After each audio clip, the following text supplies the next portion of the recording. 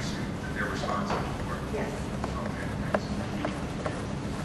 And I'll direct all of my other questions to him, but I just want to clarify, because I know that in here it says that we have one LPN. Is it true? It says we have 2 LPNs part-time. 2 LPNs. Is it true that always, given the circumstances of a specific child, there always needs to be somebody at Lindsay? I am not comfortable talking about a specific child need in an open forum, and I will not. Good. Good. Does anybody have any other questions? Thank you very much. I want to thank you for it. I thought it was very thorough. Thank you. Very, very much. Thank you.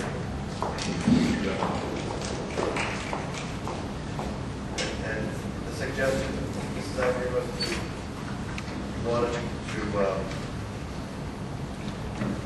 research each option in greater detail and go to the personnel committee as you suggested. Does that work for everybody?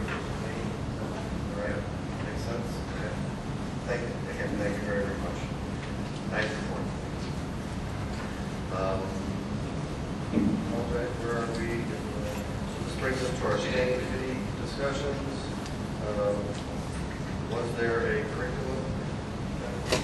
No, as a matter of fact, we're meeting tomorrow, and this is more so that I get familiar with it because due to some things between canceling for weather, canceling for being ill, and so on, we're finally getting on this. So if anyone has any concerns that goals that they want to see us address and so on, just email me and I'll bring them up and I'll report back to you. And so, The 11th. yeah, so if one person wants to show up, if any one person does, yeah, we can't have 2 people, but everybody wants to. Yeah, it's like, or you can send them to Nancy and Brenda, so. Finance committee, was there anything? Operations committee, there was not one, but it was. I was just going to see, but I think. Mr. Russo? Oh, Mr. Russo? Yes. I'm sorry. Can we get just a quick update on the roofing situation? Sure. Welcome back. I know you're in pain right now, so. Talk of that report,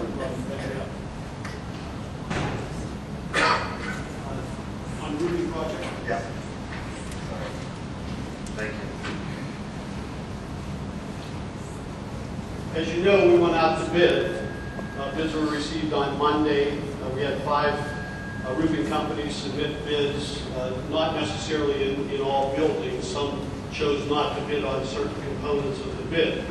We bid out Lindsay Elementary. We bid out several sections of the middle school, about 70% of the middle school roofs, and about 25,000 square feet at the high school.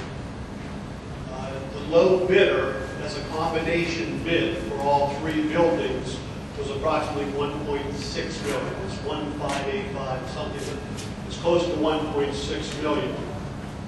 The architect's estimate for that project was a little over $1.8 million. So we did a very good job of determining what the cost of this project would be. The architect for the project was TDA, then Design Architects out of Willoughby. They also were our architect of record for Westwood, who we did this past summer. And we met with the low bidder on Friday, worked through the process. We are expecting, now this is a very huge project, mind you. We're talking about 3 buildings, and we have approximately, I think, 10 weeks over the summer to do this project. And that may be 9 weeks, depending on how this whole situation with calamity days straightens itself out. But nevertheless, what we talked about on Friday in the low bidding roofing company made some suggestions that we were actually going to make. They had suggested, and I accepted, that they'll actually start the project in May. We'll start at the high school. That 25,000 square feet of high school roofing will be able to complete in May, weather permitting. Well, it should not be very intrusive to the high school. The area that we're doing there, we should not be impacting at all what's happening inside the building. So that would be a very good start. We're also looking at potentially starting on some areas of Lindsay, at least getting items, materials on the roof, etc. So we'll have a good start on that. Then once the summer break gets here, they'll be able to handle the balance of the middle school as well as Lindsay Elementary. So I'm very excited about this prospect of getting this roofing project started and completed. When will you be presenting to us so we can approve and go forward? The next board meeting. Yeah, it was too short a notice. We met on Friday. We had to vet out the low bidder to make sure that we could feel comfortable they could get the project done. That's why I didn't come to the board tonight with the recommendation. Thank you very much. You're welcome.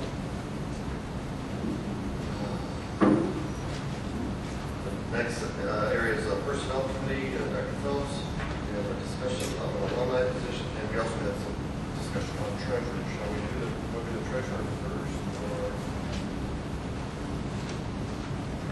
Jackie, you want the treasurer added first? Oh, well, I wanted to add it because it was recommended to us at the last board meeting by Dan that we get moving on that, and I thought that it should be discussed, that we open it up a bit.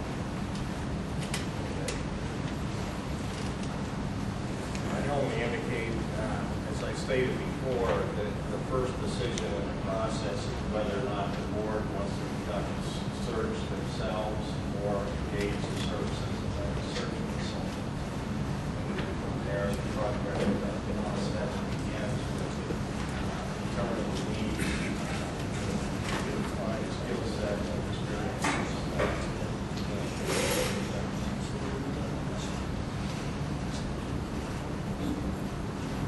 I don't know. I'm so sure we can make a decision on that right here. ESC has people that help out in the event.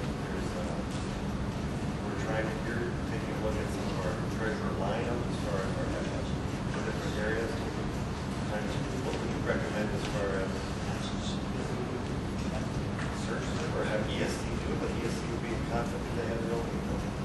And it depends on the size of our treasurer staff. We outsource. Well, that certainly is a variable. And again, you could do a quick needs assessment yourself to determine if you're expecting to hire a treasurer with previous successful experience. I can tell you it's a very tight market.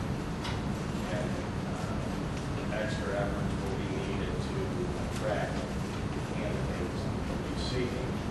If you're willing to entertain someone with the proper licensing and skill sets, but perhaps not experience in the school system, perhaps they're a city finance director or the auditor or state's office of the school division, then broaden the marketplace a little bit. So you could have that discussion first, but if it's to be a treasurer with successful treasurer experience, very tight market, I would suggest you consider using a search firm. I don't believe there's a legal conflict of interest if you were to consider the ESC. I think it's a matter of who can bring you to candidates with the skill sets and experiences you're looking for. I mean, my suggestion is open it up.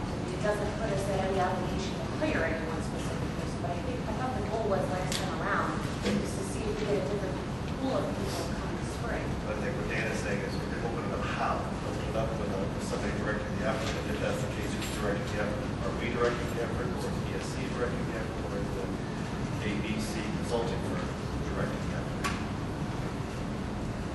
What typical fees do they charge?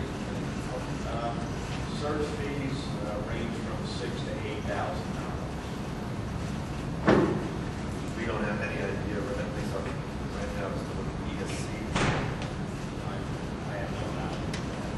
Okay, Dan, what are they generally offering? I mean, when we hired a firm, would that actually broaden our pool of candidates, or would they be more helping us evaluate the candidates we have? I believe it would be broadening the pool of candidates. There's a handful of search firms that do this in addition to some ESCs.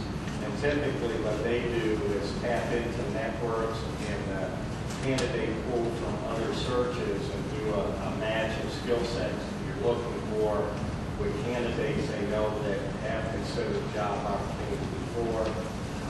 Depending on the board's direction, it could even be some direct recruiting that goes on rather than waiting for someone to declare an interest. So I do believe you get a broader pool of candidates.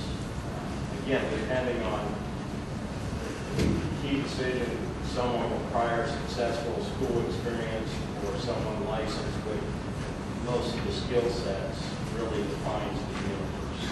I think what Dan's saying is probably the difference between the last search and this one. We sent out statewide emails, in the last posting.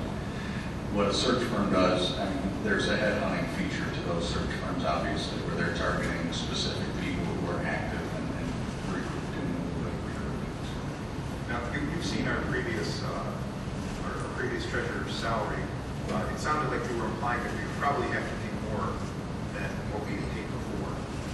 Again, it's an extremely tight market for successful school experience, and depending on what combination of skills and prior experiences you want, I'll just offer a general observation right away. We know that you have to renew 2 levies. You're going to be on the ballot for 2 consecutive years, probably a third to look at new ones. So someone that has had experience with communicating financial data to the community, someone who may have had successful levy experience, that's how you start looking at, is that a skill set we need based on this moment in time.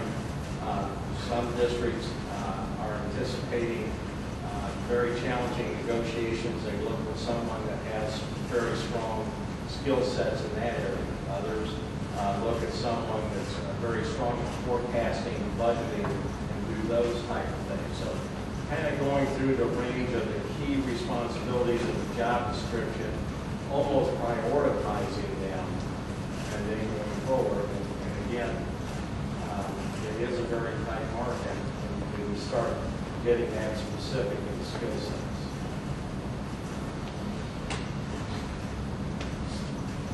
Dave, when you were looking at our policy 6144, there was one aspect of financial analysis that you said needed a certificate. What's that called?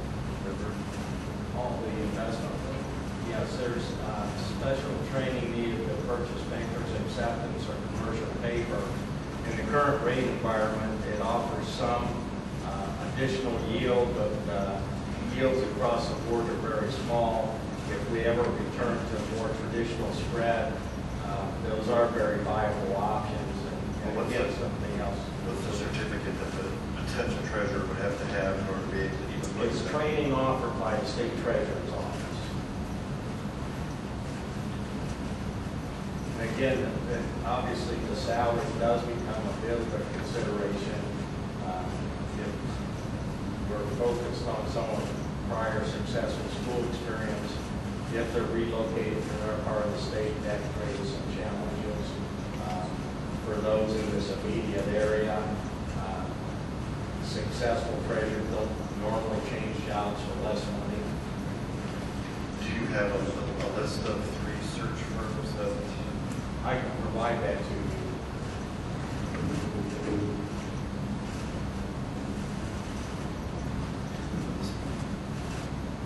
The 31st is our next meeting. We have one in April, but we may have to assign one meetings just to deal with the treasurer issue that doesn't fit with the president.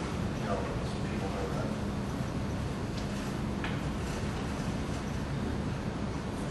So why don't we get the list of names, Dan, of 3 search firms, please? I'll have those to you this week. I have sent them to Tom, personnel. In the meantime, should every board member try to prioritize what they feel, or what would we do to any of us we're going to do Well, right now? again, that's part, if we're going to engage a search firm, that's something we rely on them to do. They'll work with you, and there's a couple of different processes to arrive at the identification of those. So if you were to use a search firm, that's the first activity. All right, let's list of names, and we have to have another meeting to discuss it, vote on what to do, and we have to do that. That brings us to the next area of discussion of alumni position. Alumni position. I know we talked about that, so we were proposing, one of the concerns with the alumni position was that it's the end of the year. As it gets closer to the end of the year, we might not have someone hired, so we're going to be doing that. We probably decide next month, hire somebody, they're going to be part-time, to get them involved, so that to be able to do some startup and have a position available and ready to go for next year, ready for next school year, that the position might be really October, November. So the proposal was, as far as with alumni, we've been working on different things like a drama fund, we're looking at attorney's fund, and the person would be working directly with the rent or residents.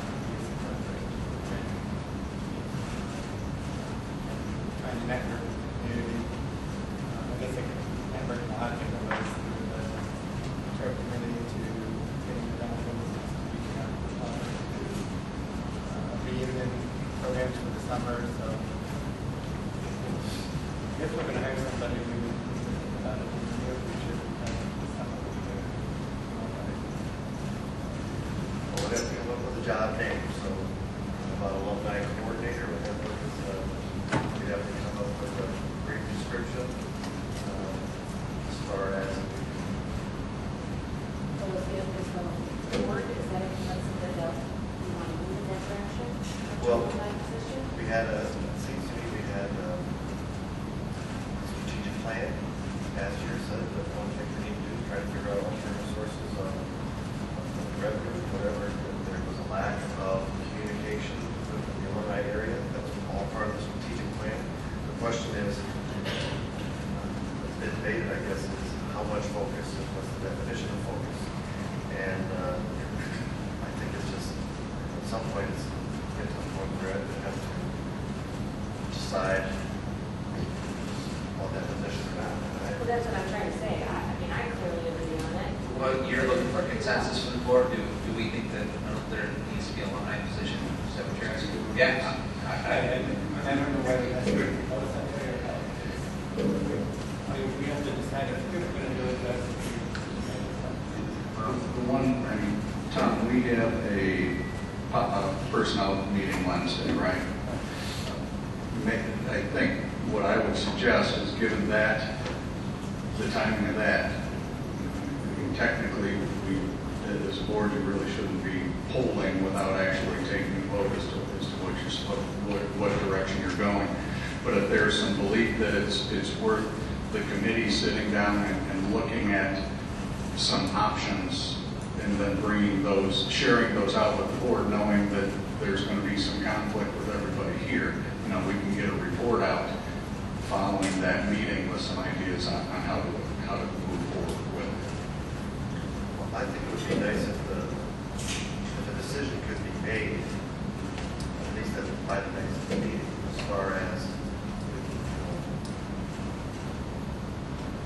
what we're doing with that position. I think it will.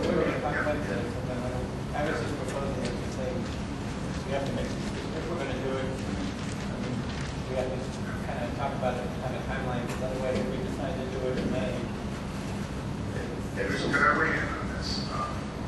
I think that the position is something that we should be looking at, and I'm basically in favor of it. What I'm worried about is we're adding a lot of spending, now we're talking about a position. Before we go into negotiation with the teachers, and what we're basically telling the teachers is, if we believe in something, we're willing to go to the public for a levy, because we're going to spend our money now, and we're going to have to go to the public. And the teachers are going to feel that's going to entitle them to a certain consideration to, they've been 2 years without any sort of raise. And it's just bad negotiating into it at this point. I mean, the best thing we can do is wait until we've got everything squared away with the teachers,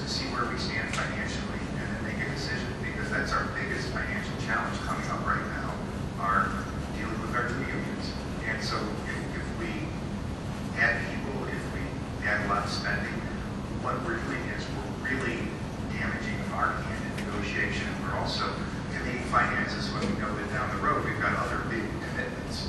So it's something I'm in favor of. I'm not, I'm not saying I'm not against it. I'm not against it at all. I just think this is really bad timing. Well, I think your argument may be valid on everything except for alumni director, because the alumni director, the theory is that they're going to bring you dollars. And everything else, I can see what you're saying. Oh, you're spending money on technology, you're spending, that's fine. But that's their sole purpose, is to be able to bring back money. May not happen in year one, maybe a little bit in year 2, by 3 and year 4, but if the longer we wait, we're just procrastinating those years further and further away. Yeah, well, I talked to a fundraiser actually, and what she said is she felt in year 1 we get a lot of donations. I mean, there are people who are waiting to give donations. Year 1 is not a problem. Probably year 2. It's like more down the road when we have problems. But really, whether or not we're bringing in a lot of money with this position, this position is really a position which gets the community involved in our schools. I mean, once people are seeing where their money goes, once people are being talked to, involved in the schools, then they're much more likely to be part of the schools. So, it's not just a question of how much money does this person raise. This position has some huge impact in this community. That's one of the reasons why I'm in favor of it. The ability to raise money is totally approved. It's hypothetical, and it'd be great if we raise lots of money, but it's got other values too. But you just said you weren't necessarily in favor of it. It's No, I'm in favor of it. Okay, but if you see that it's going to provide an income stream, Yeah. then is that kind of contradictory to it's going to drain? I didn't say it was going to drink. Yeah, you did, because you said that our teachers would perceive that we wouldn't have Oh, money. yeah. No, I'm talking about perception. I'm talking about perception we're creating because we're going into negotiations. We're creating the perception that this board is spending a lot of money, because we are. We've authorized all-day kindergarten, which probably the union likes, because it's teachers employment. So that's obvious. But we've also authorized a lot of money for technology, and those are things which are not good for a basic negotiation at this point. But what I'm saying is major expenditures, I think, should wait until after we square away our contracts with the teachers for 2 reasons. One is that impacts us financially more than any other single thing we're going to do.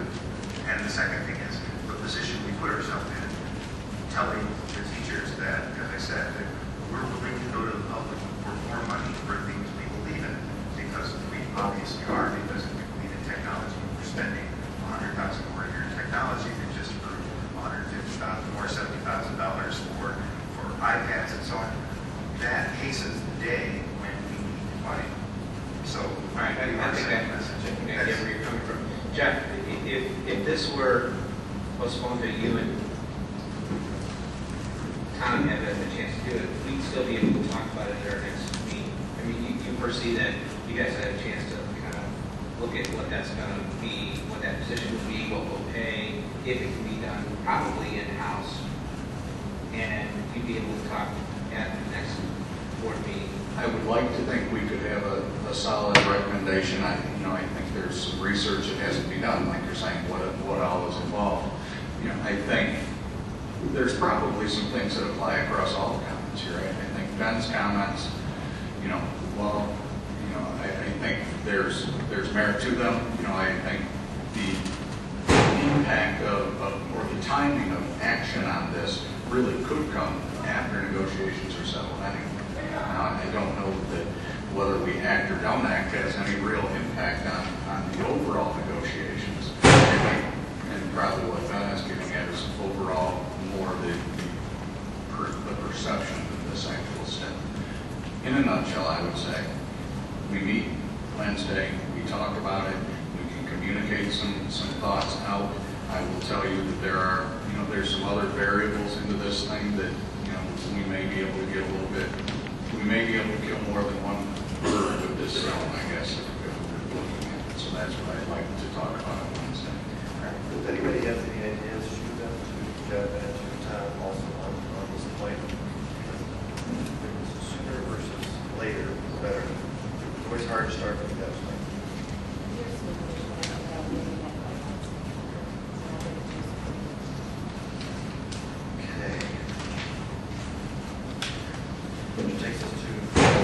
committee. This is to Tori.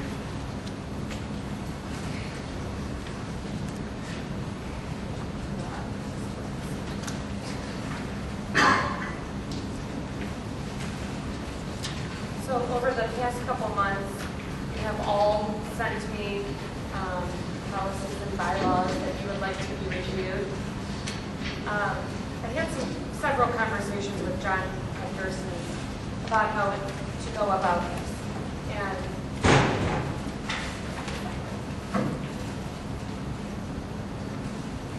before I start with some of the proposed changes or amendments that I have, I think everybody to understand also what the role is of a policy committee chair. We hire Neola every year in our organizational meeting. We approve Neola, who is hired to look at our policies, keep us up to date, inform us of any new ones, et cetera, et cetera. And they do a really good job of it. And then when they can, they give us options. Now, along with the superintendent, Neola and him are to work together to try to make the best decisions for our district. Now, I'm not saying that their times haven't changed and there may be policies, because how could one person possibly, the superintendent or myself, keep up to date with, thousands of policies and read them thoroughly? I find myself every week reading more and more of our policy over and over. But I think that, not that I'm trying to get out of my job, of what I'm doing, but I think that you guys put a very large burden on my back to try to be the only person to come up with recommendations for policy changes. And then it falls on to me when I present them, whether you like them or not. So I think it's very important when you guys ask me to change or look or amend, that you give me specifics on what you would like me to look at, rather than just saying, look at 0100 and tell us what you think about it, because, I've never had an issue with it up until you said something. I need to have more specifics of what verbiage you do or do not like, and you will present that to Jeff or Neola or whomever, and ask them also for suggestions. So, with that being said, moving forward, I was actually pretty excited for this task, because what I did was look at not just contiguous schools that touch us, but pretty much anybody around us that I could find here to easily navigate their bylaws and policies. So I had pulled up Orange, Kirtland, Mayfield, Kenston, Chardon, and read the 3 policies that you guys had sent me to look at, and I read all of theirs, just to have a perspective as to what these other districts are doing or what we're doing that they're not, vice versa. And understand the fact that WestG is unique in its own way, but to try to get a little bit of clarity as to why we have some of these policies they don't, or vice versa. So the first policy that was sent to me, do I have to go in order here? Okay. 0123. 0123 in our policies, I'm sorry, I'm all over the place. It was Code of Ethics, I believe.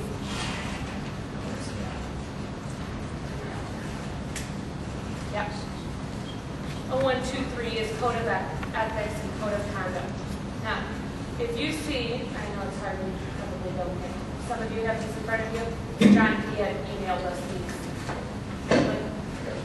We have pretty much the same opening paragraphs that most other schools have. However, we have a very, very long list, beginning with the letter A, going all the way to FF. So we have an extremely long list of things that we have that we want our board to do. When reviewing the other schools, in 0123 for Orange, they only go A through P. So they have, more than a dozen less than we have, even more so.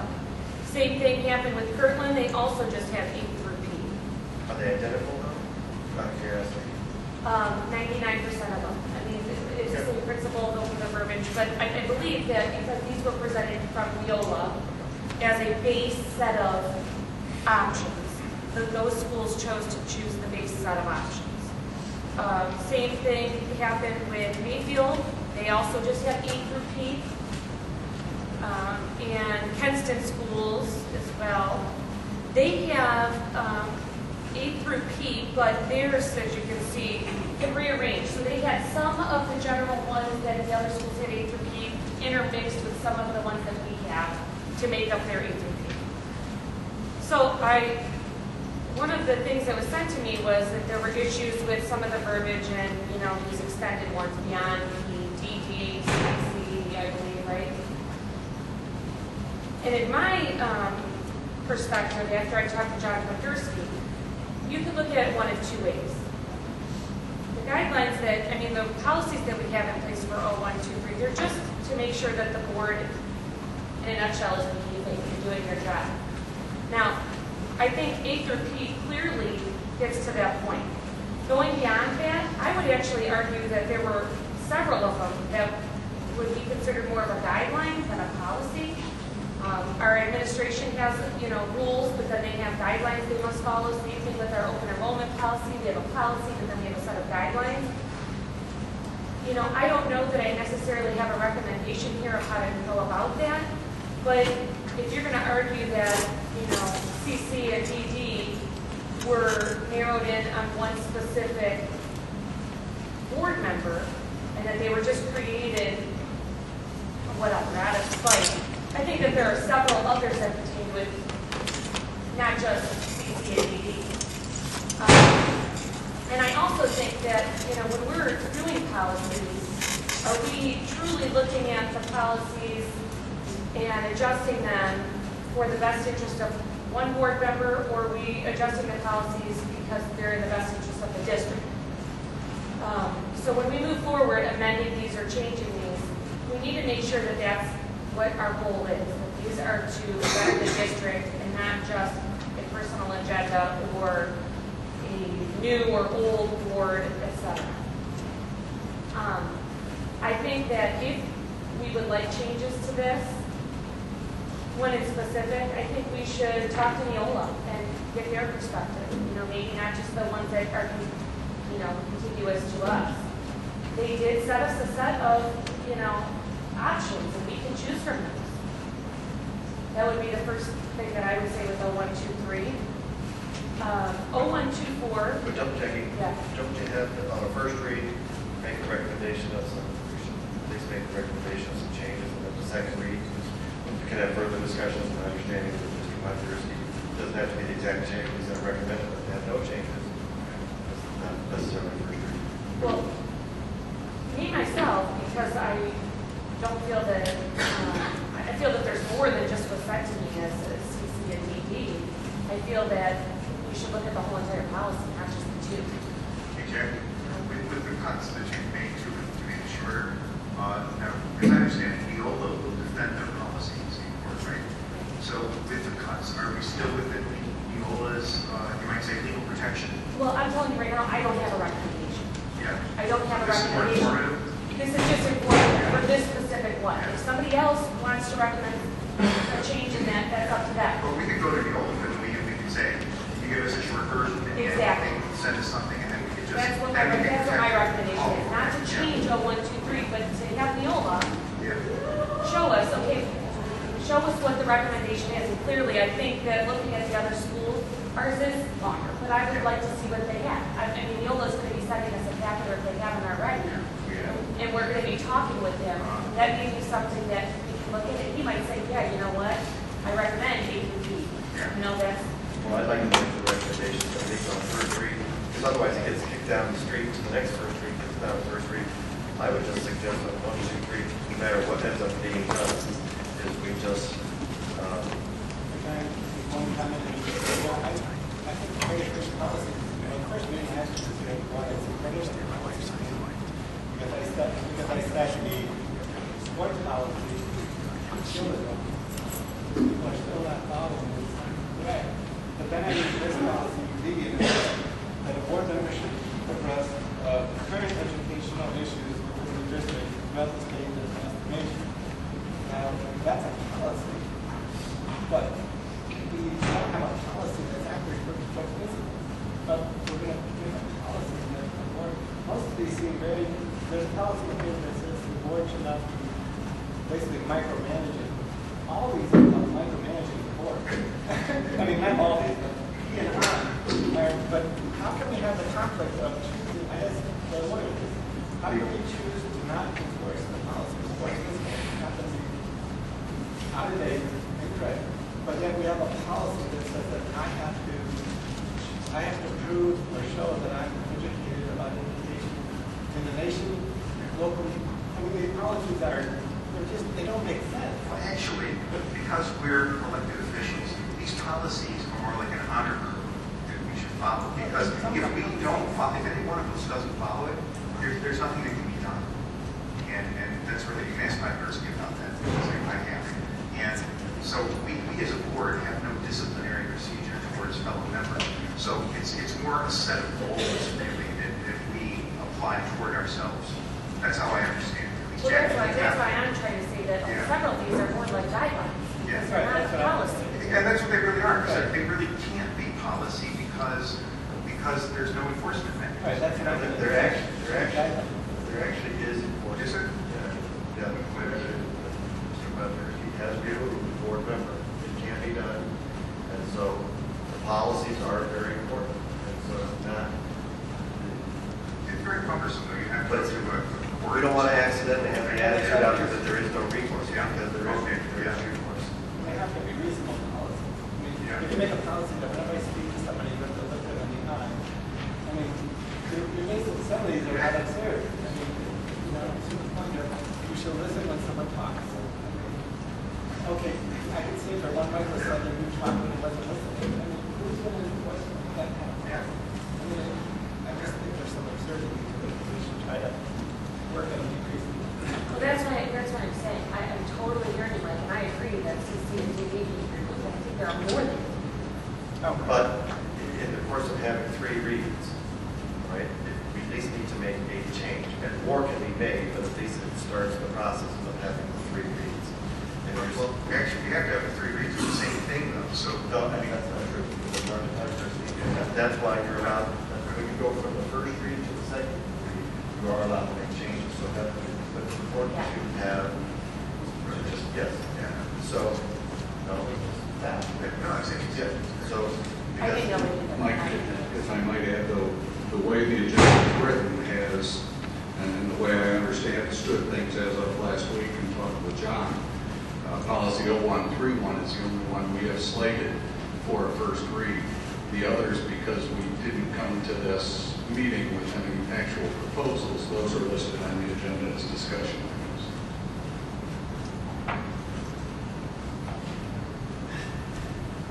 that's not how. This how it went out. I mean, this how it went out. John said he was going to call you because we talked prior to me sending it out, because we had no actual recommendations, so therefore without the recommendations we couldn't list them as a first reading because, as Jackie mentioned, there was nothing changed. So we had them as the discussion whole thing items. having Yeah, suggestions although I sent do to have everybody. one, then I guess we're going to have to make a motion to amend the Dan, thing, how did you- because I do have a thing for 0124. what if we just waited until the next meeting when we've got the NOLA recommendations in hand, and this is just, this is all moving forward. 0123, definitely. I think we need to take that to them. That's a lengthy one, discuss it with Neola, for sure. But then what you for Dan, what do we do to? Well, let me get to it, and then see where we get from there, what people want to do. I can make a motion when I'm finished. 0124 is, under our policy, I think it's correct, is communication. Now, I will tell you that of the districts that I looked at, none of them had an 0124 other than Mayfield, and theirs was not pertaining to communications. It actually pertained, because everybody calls their stuff a little bit different. Their 0124 extended part of their code of ethics. So pertaining to communications, none of the districts had an 0124 similar to ours. Now, I think we're at a little bit of conflict again here, like Tom was talking about, because if you saw the email that I had sent out, our protocol that we had done several months ago, which we know we're still looking into, I, again, have an issue with our policy because it says support in that first paragraph that we changed our protocol to accept. So that's just something minor that I feel should be a change. In the paragraphs 3 and 4, is it?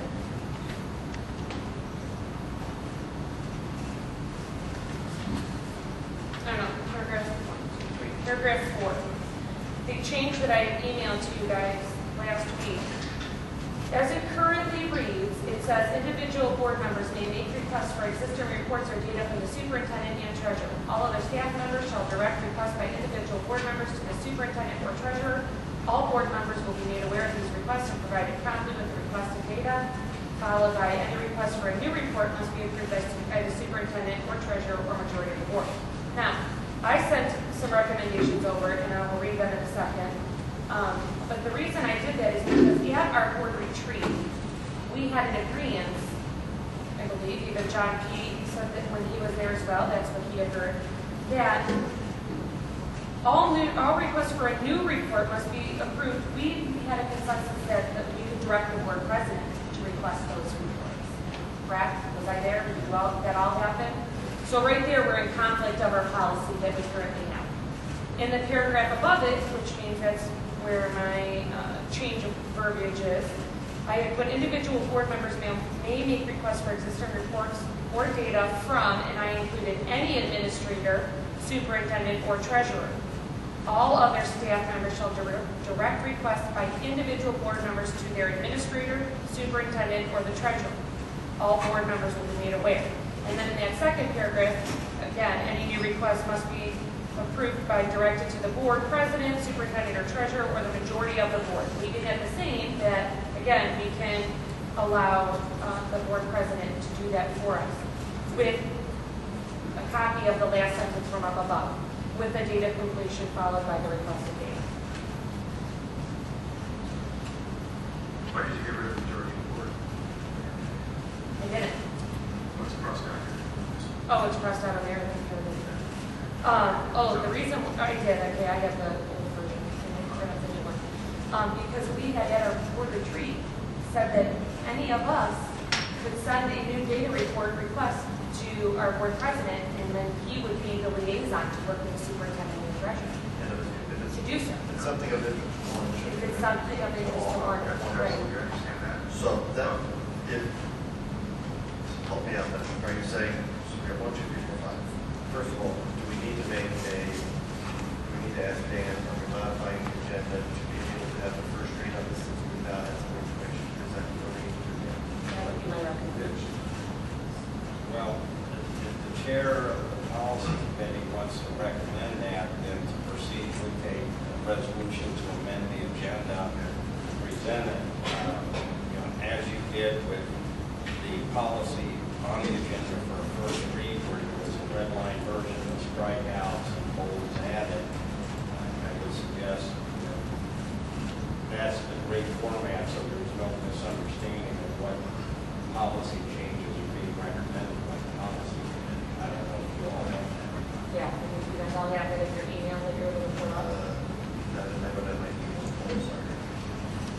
And I just want to say one thing before we make a decision on doing a first read or not. Again, readings are not voting on the policy. They're readings just for that. If at the next second reading you have found more or issues, we have both conversed with John P. We can make changes. It just, again, starts the process. And considering what happened after our retreat. Does that restart the process? No, I said we started the process. Correct. We've started the process. I'm trying to change the verbiage to match what we talked about at our retreat, to make sure that we're complying with what we talked about, not doing two different things like you said, making sure our policy matches what we, goals we set. Again, I ask people for their thoughts on that. If now is the time, guys, there's no holding back. I made a recommendation. If there's an issue by the next second reading, you need to bring it up. So now let's. So I would like to make a resolution to amend the agenda to include. To conduct a first reading on policy. Jackie, do you have something there that's crossed out? Would you use as the reference and give to Dan? You did print the way that I wanted it to print. I think that you have it over there.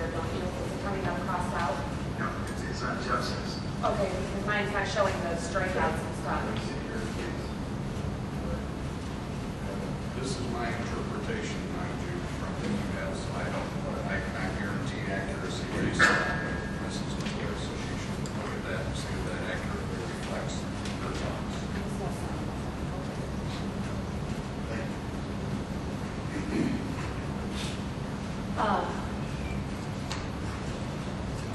There's a motion on the floor, Mr. President. Second. Is there a second to? I second. We're just voting to amend the agenda, right? Is there any discussion on amending the agenda? Okay, call the roll to amend the agenda, or do you want to have, then we'll have a second motion on the exact word? Well, you don't have a roll call on a first reading. We're amending the agenda to conduct a first reading of policy over. So you'll be adding 0124 to the top bullet in this amending of the agenda, correct? Mrs. Dotori, Mr. Kilroy. Yes. Mr. Polakowski. Yes. Dr. Phelps. Yes. Mr. Thorson. Yes.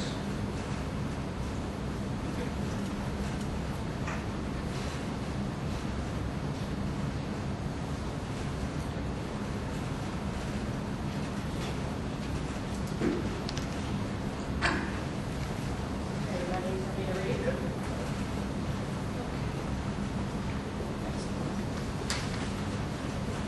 The board president or designee will serve as the district's public spokesperson on all board matters. The board will relay a unified message to the community and staff on all critical matters. Although individual board members may have a difference of opinions, all board members are expected to accept the final outcome of any board decision.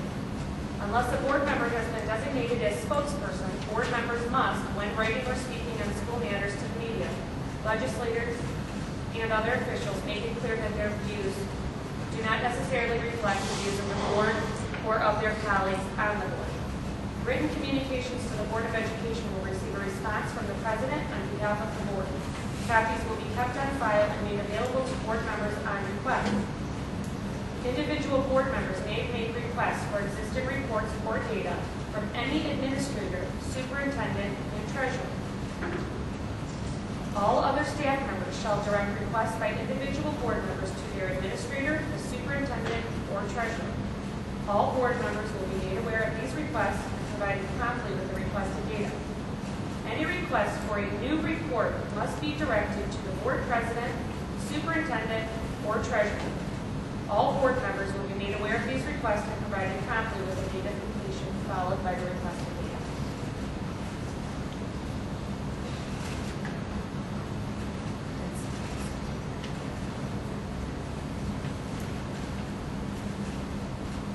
Thank you.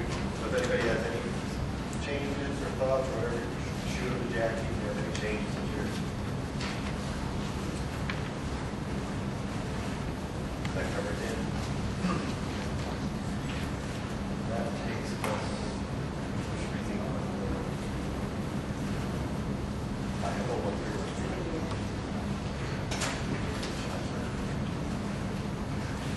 As I stated in my the document that I sent to you guys, 0131 is still coming up, and I would like to lay it to rest one way or the other. Because there were only 4 of you in attendance, some board members feel that it wasn't fairly put to rest, either as a shutdown or as an acceptance.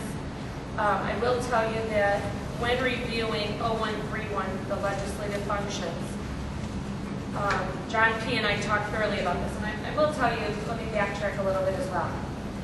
I was absolutely, totally against changing this 2 months ago. I want everybody to know that.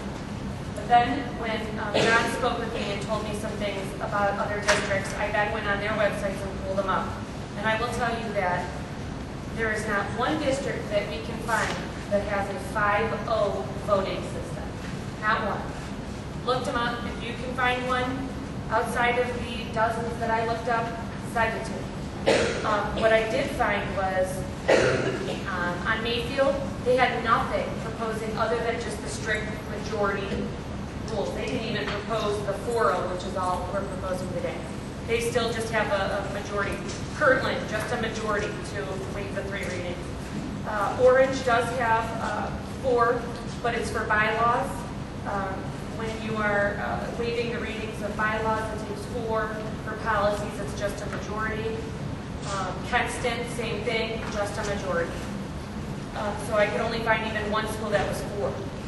But I felt that, leaving it at 4, even though everybody was a majority, I would be okay with 3 or 4, but I think this was like the compromise. This is, should I just read it? Just read it. Just read it. The Board of Education shall make such administrative guidelines as are necessary for its government and the government of its employees, students of its school, and all other persons entering upon its school grounds or premises by adopting bylaws and policies for the organization and operation of this board and school district. Those bylaws and policies which are not dictated by the statutes or the rules of the State Board of Education or ordered by the Superintendent of Public Instruction or a court of competent authority may be adopted, amended, or repealed at any meeting of the board after 3 readings at regular or special meetings by a majority vote of members present. The second and/or third reading may be waived, and the adoption, amendment, or repeal of board policy may occur at any meeting by a roll call vote of 4 yes votes to support such action. The board shall review and appraise existing policies on a continuing basis and make changes as necessary. The operation of any section or sections of these policies not established by law may be temporarily suspended by a roll call vote of 4 yes votes to support such action at a regular or special meeting duly convened.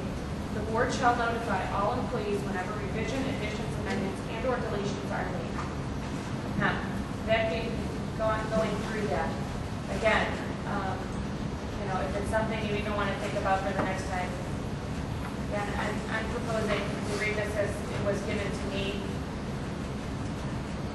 Much of this that's even in here, most schools don't even have half of this policy period. I would be happy to send you copies of the other schools. They're actually very generic. The other schools are extremely generic. Again, this is a first reading, but I would be willing to bring that up again with Neola as well if there are even further recommendations that they can make or if they feel that this is still a violation. That is all I have. Thank you very much. I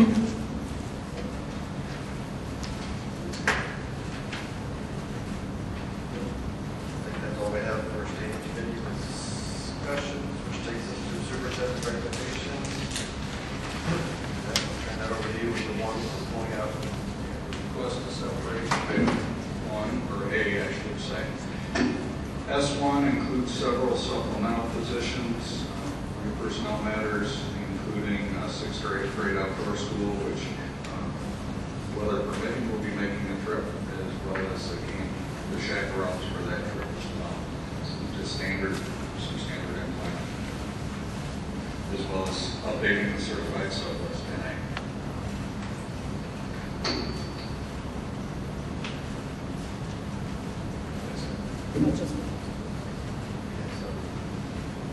That'll be the, make a motion, is there a motion to accept as presented? Personnel? I move that it be accepted as presented. Is there a second, please? Dr. Phelps, second. I just wanted everybody to know the reason why I made this pool was because if you will see my name is on there to attend one of these field trips, and I don't feel it's appropriate for me to love their others. Okay. Is there any further discussion on? Are you getting any reimbursement check? I don't see it. It's just attending, right? It's just being there? I just don't feel it's appropriate for me to vote on something that I just don't feel it's appropriate. Is there any further discussion? If not, can you call the roll, please? Mr. Kilroy? Yes. Dr. Phelps? Yes. Mrs. Del Mr. Kokowski? Yes. Mr. Corson? Yes. Jeff, that takes us through our B through F. B through F, a couple of items. Mainly, one is just ability to use Ohio School Council for some bus bids. The others, the AT&T contracts and USA Mobility are contracts related to E-rate requirements that we have to go through. So those are submitted as well. And then there is also the final item on that list is hidden somewhere in this spot. It is from Mr. Sustin and Mr. Bishop requesting approval of an educational non-school sponsored overnight trip in July and August. Mr. Sustin leading a group to Alaska for the new board members. The educational non-school sponsored trip simply means it is a trip that planning, et cetera, is not conducted on school time. It is not, it's not on the school's liability, et cetera. It is outside of the school setting. And everybody's clear on that, that we'll be participating in it, or whatever literature goes to all the participants so that they know all those aspects. Yes, Mr. Sussman has done a few of these over the years, and well versed in the paperwork.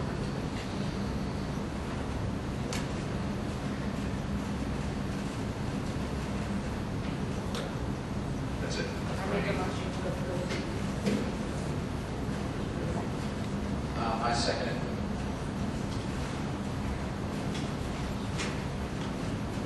All of them, there's been no further discussion. Actually, hold on one second, any further discussion on item forward? Okay, there is no discussion. Also, Mr. Lori? Yep. Mr. Kowski? Yes. Mr. Gilroy? Yes. Dr. Phelps? Yes. Mr. Dorsey? Yes. So before we go to the announcement of the action, next announcement of the next board meeting is scheduled for March 31st. Just in I time. just was going to mention that I'll first. say 7 o'clock. Yep. Playing yours right now. Before we break into executive session, Dr. Phillips, like to make a quick comment on. Oh, I just, if anybody got to go see the Jungle Book, I missed the Lindsay program. I wish I had done it, but I took my 17-year-old son. He and I thoroughly loved the play. So just seeing it was a great 2 through 5 put together just an amazing performance. I just think that's something I hope and always have to keep supporting, just because it touched a lot of people's lives. It was a great program, the Jungle Book. Anybody got to see it? They put a lot of work into it. Just seeing the kids' faces and missing 10 days and putting it together, it was amazing. I just wanted to say. I have a question before we break. I haven't seen any minutes for a while. And we will have them at the next board meeting. Okay. I'm getting used to your format. I'm not good at battling keys. My secretary is donating her time for minutes. So we will have minutes for your consideration. Okay. Excellent. Then just one related item to the Jungle Book. The high school musical, by the way, is this weekend, Friday, Saturday, Sunday. 7 o'clock, 2 o'clock. And they are performing Little Shop of Horrors, Shop for the middle school. Board of Education tribute. So, item 12, the executive session, negotiations with public employees for RC 121.22 G4. Anything else, Jeff?